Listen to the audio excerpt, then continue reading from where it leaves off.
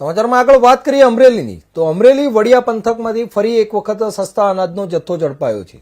વડિયાના in charge પુરવઠા મામલતદારે અનાજ માફિયાઓ સામે તંત્રએ લાલ આંખ કરી છે। વડિયા તાલુકાના માયાપાદર ગામેથી બિનઅધિકૃત અનાજનો જથ્થો ઝડપાયો હતો। 183 કિલો ઘઉં 62 કિલો ચોખાનો આ જથ્થો ઝડપાયો હતો। સસ્તા અનાજના જથ્થા સાથે રિક્ષા પુરવઠા મામલતદારે ઝડપી પાડી હતી। 59,807ના મુદ્દામાલ સાથે પુરવઠા વિભાગે આ કાર્યવાહી કરી હતી। સસ્તા અનાજના જથ્થા સાથે એક શખ્સને પણ ઝડપી પાડવામાં આવ્યો છે। વડિયા તાલુકામાં અનેક વખત આ સસ્તા અનાજનો જથ્થો ઝડપાઈ ચૂક્યો છે।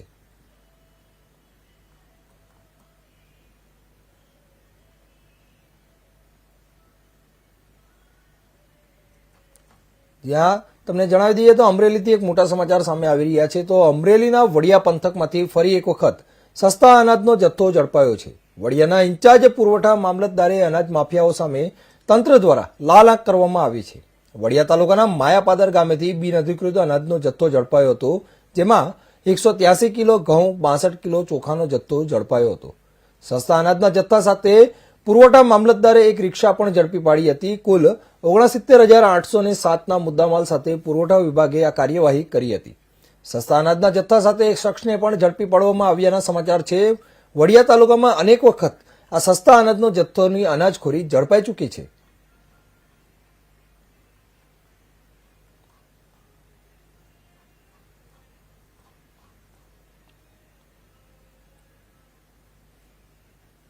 આ મામલે વધુ માહિતી માટે આપણા સંવાદદાતા અશોક મણવર આપણી સાથે જોડાઈ ગયા છે। જી અશોક, વડિયા પંથકમાંથી ફરી સસ્તા અનાજનો જથ્થો ઝડપાયો છે, શું છે સમગ્ર મામલો?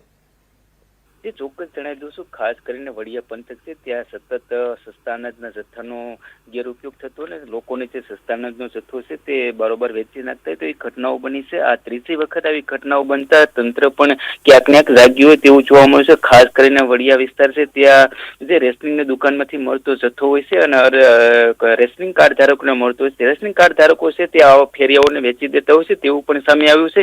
ખાસ કરીને વડિયા તાલુકાના માયાપાદર ગામે બિન અધિકૃત જથ્થો મળ્યો હતો। 183 કિલો ઘઉં અને 62 કિલો જેવો ચોખાનો જથ્થો અને રિક્ષા સહિત 69,807નો મુદ્દામાલ પુરવઠા વિભાગે સીઝ કર્યો છે। ખાસ કરીને જે રેશનિંગ કાર્ડ ધારકો છે તેમને મળતો જથ્થો આવા ફેરિયાને વેચી દેતા હોય છે અને અવારનવાર આવો પુરવઠો છે તે પુરવઠા વિભાગ દ્વારા ઝડપી લેવામાં આવતો હોય છે। ખાસ કરીને આવા લોકો છે જે તેમની સામે હવે કાર્યવાહી થવી જોઈએ તેવું પણ માંગ કરવામાં આવી છે। ત્યારે ઇન્ચાર્જ મામલતદાર દ્વારા કાર્યવાહી કરવામાં આવી હતી અને હાલ તો રિક્ષા અને જથ્થો સીઝ કરવામાં આવ્યો છે અને આગળની તપાસ શરૂ છે।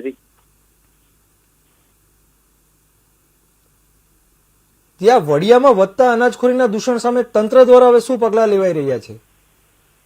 જે ચોક્કસ કહી શકાય છે તંત્ર સતત આ બાબતે જાગૃત રહે છે ને આ વિસ્તારની અંદર જે આ ત્રીજી વખત આવી ઘટના બની છે હવે પછી આવી ઘટના ન બને તેને લઈ તંત્ર સતત જાગૃત છે। તેના ઇન્ચાર્જ મામલતદાર પુરવઠા દ્વારા આ કાર્યવાહી કરવામાં આવી હતી અને અનાજ માફિયાઓ સામે લાલ આંખ કરવામાં આવી છે। ખાસ કરીને જે રેશનિંગ કાર્ડ ધારકો છે આ જથ્થો વેચી દેતા હોય છે ક્યાં કાર્ડ ધારકો જે આ જથ્થો વેચી નાખે છે તેની પણ હવે તપાસ કરવામાં આવશે અને અન્ય આવા લોકો આ જથ્થા સાથે કોણ સંડોવાયેલા છે, અન્ય જગ્યાએ આ જથ્થો કોઈને સંગ્રહ કર્યો કે નહીં તેની પણ અત્યારે પુરવઠા વિભાગ તપાસ કરી રહ્યા છે। પરંતુ હાલ તો આ અંગેની વધુ જાણકારી તો પુરવઠા વિભાગ તપાસ કર્યા બાદ જાણવા મળશે।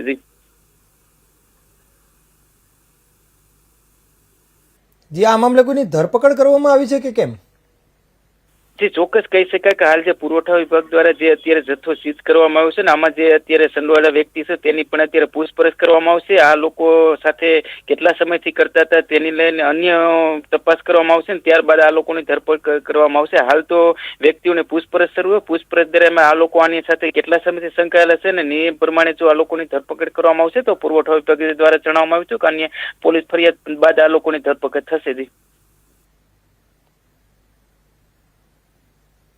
જી, ધન્યવાદ અશોક સમગ્ર મામલે માહિતી આપવા બદલ।